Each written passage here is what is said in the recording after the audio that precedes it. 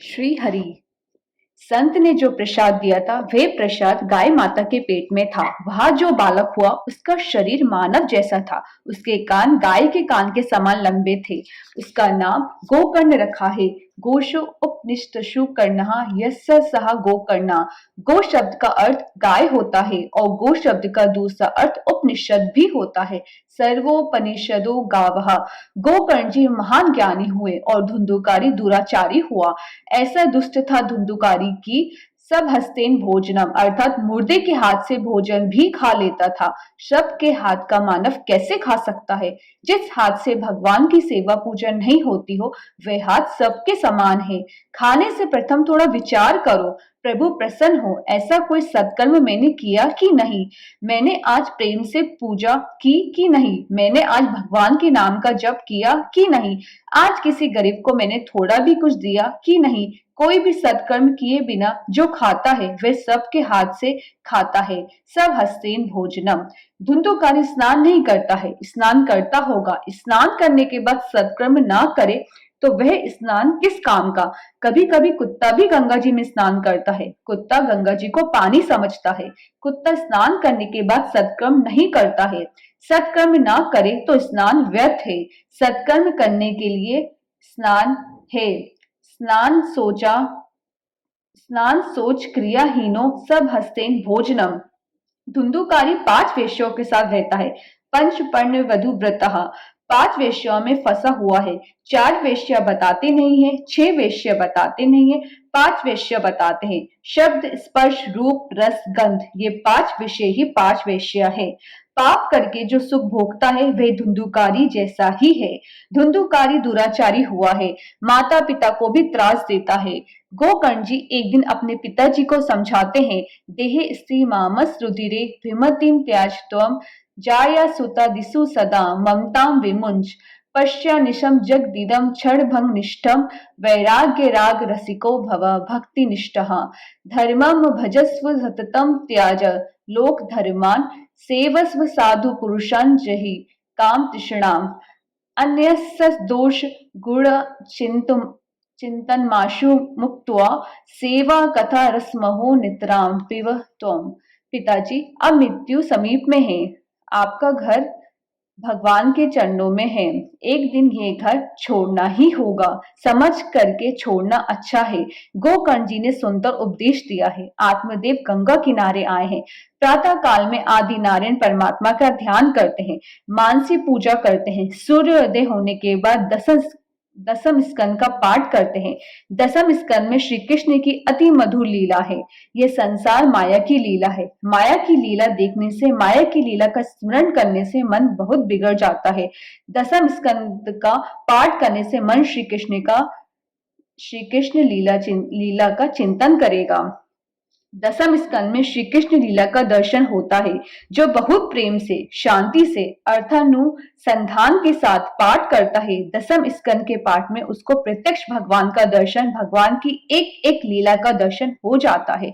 सभी प्रकार के जीवों का कल्याण करने के लिए, जीवों का आकर्षण करने के लिए भगवान लीला करते हैं। श्री कृष्ण लीला ऐसी है जिसमें सभी को आनंद आता है। प्रातः काल में दसम स्कंद का पाठ शुरू कर दो तो साय काल में पूर्ण हो जाता है। शांति से पाठ करो तो 10-11 घंटे में पाठ पूरा होता है। कोई बहुत उतावली करे तो 7-8 घंटे में भी पाठ पूरा कर सकता है। ठीक है, किंतु पाठ धीरे धीरे करना चाहिए। अर्थानुसंधान के साथ पाठ करना चाहिए। पाठ करो तब भगवान यहाँ विराजमान है। मैं जो बोलता हूँ वह भगवान सुन रहे हैं, ऐसी भावना रखो। भगवान का दर्शन स्मरण करते हुए पाठ करो। एकाग्र चित्त से पाठ करने में बहुत आनंद आता है। श्री कृष्ण की मधुर लीला का सतत चिंतन करने से मन की शुद्धि होती है। श्री कृष्ण दर्शन की इच्छा होती है। आत्मदेव प्रतिदिन दसम स्कंद का पाठ करने लगे हैं।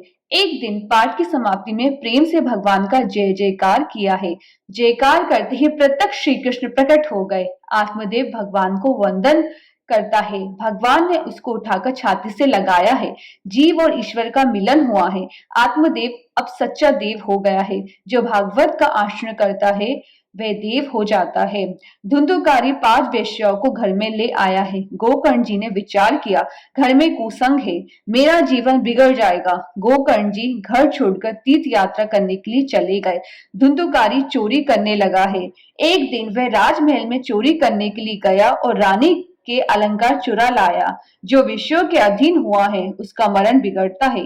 वेश्याओं ने धुंधुकारी को बांध दिया है। धुंधुकारी बलवान था पर उसका वश नहीं चला। वेश्याओं ने उसको बांध दिया और कपट करके मार डाला। वेश्या धन लेकर वहां से चली गई। जो अति पापी है वह मरने के बाद यमपुरी में भी नहीं जाता, वह प्रेत हो जाता है। प्रेत को देखने की इच्छा नहीं होती है, अति पापी को भी देखने की इच्छा नहीं होती है। अति पापी प्रेत के जैसा ही है। धुंधुकारी प्रेत योनि में गया है।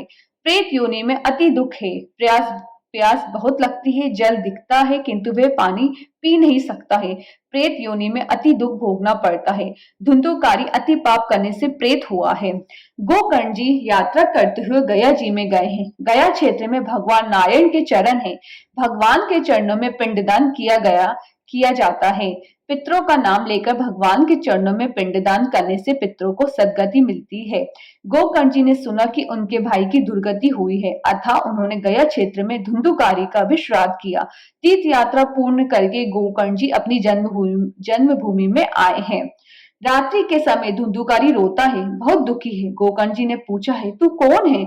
उसने कहा, मैं तुम्हारा भाई हूँ, वेश्याओं ने मुझको मारा है, मेरी दुर्गति हुई है।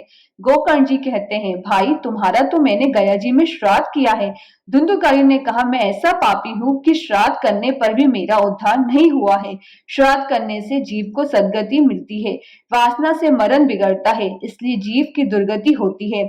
श्राद्ध करने से उसको सद्गति मिलती है, इसका अर्थ है कि जीव को अच्छी जगह मिलती है।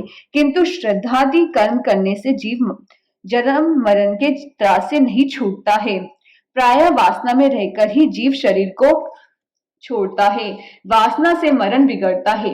मृत्यु सैया पर अनेक दिन तक पड़े रहने वाले जीव ने कई दिनों से अन्न खाया ना हो तो जीव मृत्यु सैया में भी प्रार्थना करता है, भगवान करे अच्छा हो जाऊं तो एक बार दाल भात खा लूं। अन्न में वासना जाती है, धन में जाती है, कपड़े में जाती है, इसलिए श्राद्धादि सत्कर्म में अन्न दान वस्त्र दान किया जाता है। गोकर्ण जी ने सूर्य नारायण से पूछा, मेरे भाई का उद्धार हो ऐसा कोई उपाय बताओ। सूर्य नारायण ने कहा, उसके लिए भागवत की कथा कहो। गोकर्ण जी ने आषाढ़ के महीने में अपने घर में भागवत की कथा कही है। गांव के बहुत से लोग आए हैं। कथा में बहुत भीड़ हो गई। जिस धुंधुकारी का उद्धार करने के लिए कथा होने वाली थी वह भी वहां आया है। भीड़ में उसको बैठने के लिए जगह मिली नहीं। 7 गांठ का एक बांस वहां था। धुंधुकारी का प्रेत उस बांस में बैठकर शांति से कथा सुनता है। प्रथम दिन की कथा पूरी हुई, बांस की एक गांठ टूट गई। दूसरे दिन दूसरी गांठ टूटी, परीक्षित मोक्ष की कथा सुनाई। 7 गांठ वाला बांस टूट जाता है, उसमें से एक देव पुरुष बाहर आता है। धन्य है भागवत की कथा को, धन्य है श्री सुखदेव जी महाराज को, मेरे जैसे अति पापी जीव का भी उद्धार हुआ है। अब मैं भगवान के धाम में जाता हूँ। गोकर्ण जी को आश्चर्य हुआ है। बहुत से श्रोताओं ने कथा सुनी है किंतु एक धुंधुकारी को ही मुक्ति मिली है। गोकर्ण जी ने भगवान के पार्षदों से पूछा, सभी श्रोताओं के लिए विमान क्यों नहीं आए? पार्षदों ने कहा, इस धुंधुकारी ने एकाग्र चित्त से कथा सुनी है। कथा सुनने के बाद उसे बराबर मनन किया है, उपवास करके कथा सुनी है। कथा में उपवास करना आवश्यक है। कितने लोग ऐसा समझते हैं कि उपवास करना अर्थात आलू साबूदाना खाना। आलू साबूदाना खाने से साधारण उपवास होता है। उप शब्द का अर्थ होता है समीप में, वास शब्द का अर्थ है रहना। मन से भगवान के चरण में, भगवान के नाम में जो रहता है उसी का उपवास बराबर होता है। उपवास के दिन अन्य का स्मरण भी ना हो। अन्य का स्मरण करने से उपवास का भंग होता है। भगवान के स्मरण में तन्मय होने के लिए उपवास है। धुंधुकारी ने एकाग्र चित्त से कथा सुनी है, उपवास किया है।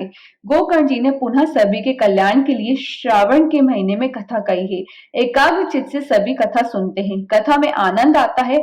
कथा धीरे धीरे हृदय को विशुद्ध बनाती है। कथा में ज्ञान वैराग्य के साथ भक्ति महारानी प्रकट हुई है, कृष्ण कीर्तन करती है।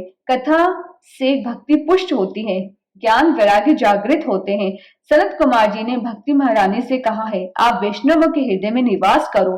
यमराज अपने पार्षदों से कहते हैं, जो भागवत की कथा सुनते हैं वे कभी यमपुरी में नहीं आते, वे भगवान के धाम में जाते हैं। जीवात्मा को एक बड़ा रोग हुआ है, श्री कृष्ण का वियोग ही महान रोग है। श्री कृष्ण का वियोग रूपी रोग को दूर करने के लिए भागवत की कथा ही दवा है। दवा पथ्य का पालन करने से ही असर करती है। भागवत की कथा भव रोग की दवा है। भागवत ने पथ्य का पालन करने की